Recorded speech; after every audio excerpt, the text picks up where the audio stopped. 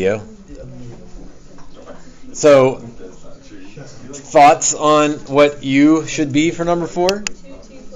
I think 2t plus 1 is kind of our only, the only possibility. So du would be 2 dt.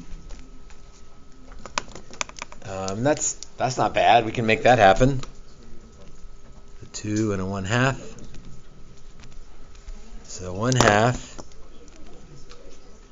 antiderivative. I'm leaving off the limits because I need to plug in 0 and 4. 2 dt makes du. And let's see, can I skip steps? What would that be to a power? A square root in the bottom. Negative 1/2. I'm trying to save some space here. The 1/2 is the square root, the negative because it's in the bottom.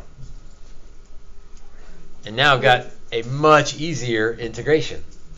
And that's why math teachers, nerdy as we are, and why Coach Albright walked by and said he likes U substitution, because this is what happens. You go from something that looks crazy to something that looks hopefully not too bad. I need to put in the limits. So I need to find u at 4. So 2 times 4 plus 1 is 9. Thank you. So the upper limit is 9. The lower limit, plug in 0. You probably don't need to write all this out. 2 times 0 plus 1 is 1. So I'll go from 1 to 9. AP test does a really good job, and I think the test has 1 or 2 like this, where it sets up the problem such that this is the answer. And so it'll say, make a U substitution to change it to U. And so you don't have to work the full problem, but you work enough to get to here. And I guarantee you one of the answer choices, they'll do everything right except leave those limits 0 to 4 instead of making the change.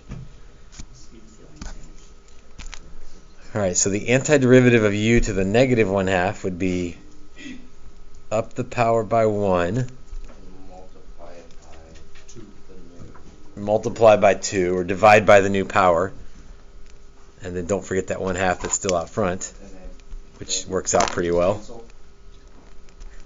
So those will cancel.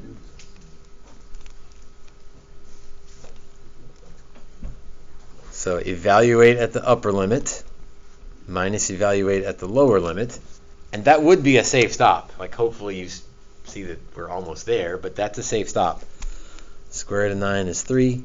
Square root of 1 is 1. And our answer is 2.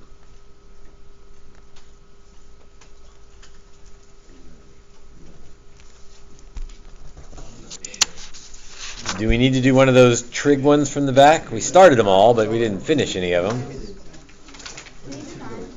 Number 9. We can do number 9. Yes, sir? We don't know where the 2 came from. Which 2? This 2? That 2. Because when I increase the power by 1, I divided by 1/2. And that's where that 2 came from. Good question. Number 9. So number 9 had it had a trig identity in it. So we fixed that. We got to here and we said we could use u as either one of those, but it looks like we got far enough to say we should probably let u be signed, because then du is positive and I don't have to worry about the negatives. So let's keep going with that. So cosine x dx is du. Sine of x is u.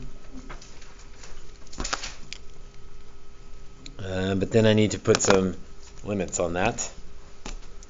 So u of pi over 3, sine of pi over 3. 1 over 2. Sine of pi over 3. Oh no, I was thinking pi over 6. Root 3 over 2. I don't know that that would really count as showing your work anywhere other than a calculus class. But u of pi over 3, and you draw a picture. Root 3 over 2. And u of 0, sine of 0 is 0.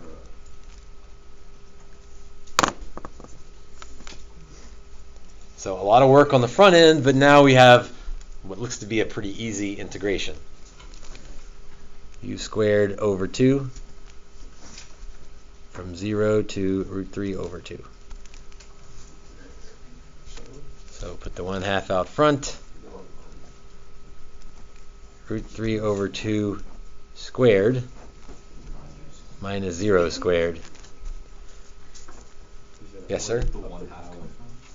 The 1/2 came from when we up the power by 1 and divide by the new power. That's a safe stop, so if you're worried about messing up squaring and fractions, leave it alone. Let's see, square root of 3 squared would be 3, 2 squared would be 4. So the final answer, simplified form, would be 3/8.